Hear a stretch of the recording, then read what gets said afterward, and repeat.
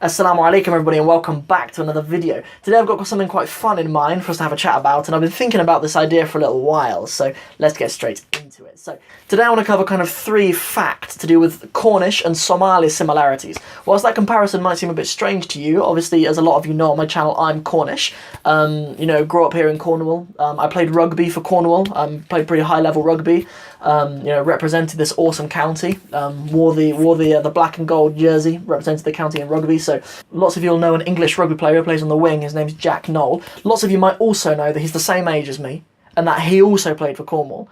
And a good little fact for you is that I actually played against him and we competed for the same position to play for Cornwall, and I was in the A team and he was in the B team.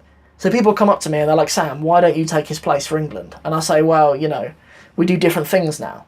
I could easily take his place playing for England, of course, but could he run a successful Somali language-based YouTube channel?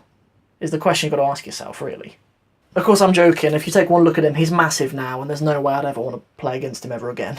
Embraced Islam down here, and now I'm one of the khatibs who does the khutbahs at our masjid here in Cornwall as well.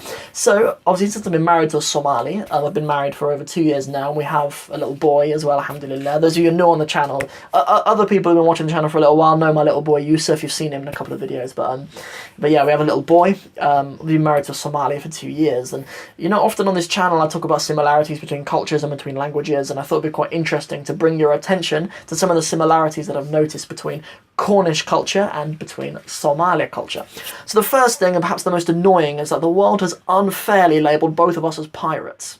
Because we're down here on the coast and our professional rugby team down here in Cornwall are called the Cornish Pirates, people think that we are actually pirates. And likewise for the Somali people, because there's, some strange case on the news of there being a pirate from Somalia, and Tom Hanks does a movie, the whole world thinks that Somalis are pirates. Both are ridiculous, but it's a similarity nonetheless. The second, and this is to do with food, and I know that you guys on this channel, we love talking about the food of different cultures. So, since I've been married to a Somali, I've noticed that, this isn't the case with all Somalis, but a lot of Somalis like to have banana in their rice. They'll often have something sweet in their savoury food. And actually, us Cornish have been doing that for hundreds of years, actually. Our traditional food that lots of you might be familiar with, and my wife loves, is Cornish Pasties. So, Cornish pasty is sort of like a half moon, shaped as sort of a crimped pastry around it, and then in the middle, traditionally, one half of it you'd have had meat and potatoes, and the other half you'd have had apple and cinnamon or apple and custard or something like that in the other half.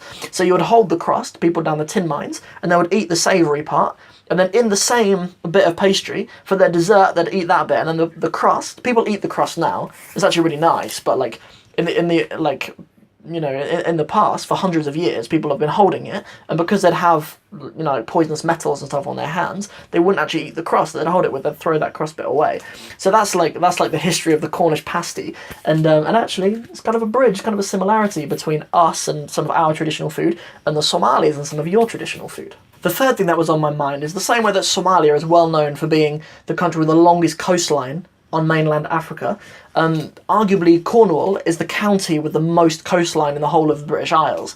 There is some argument that it's Essex, or heaven forbid, our neighbours, Devon, but it's not, just ignore either of those. It's Cornwall that have got the longest coastline. And the same with Somalia, some people try to steal that from Somalia by saying Madagascar has a longer coastline, but it doesn't count, it's an island. This is a similarity between the two countries geographically, but it's not really fair to say that it's the same extent, because here in Cornwall we celebrate having over 400 miles of coastline, whereas in Somalia you celebrate having over 2,000 miles of coastline. And even though some of the beaches in Cornwall are world famous for being beautiful places to visit, they've got nothing on the beaches of Mogadishu. Thank you very much for tuning in for a quick and fun video. If you liked this video, and I really hope you did, don't forget to like and share it, and don't forget to subscribe to the channel. I'm your brother Sam. Assalamu alaikum wa rahmatullahi wa barakatuhu.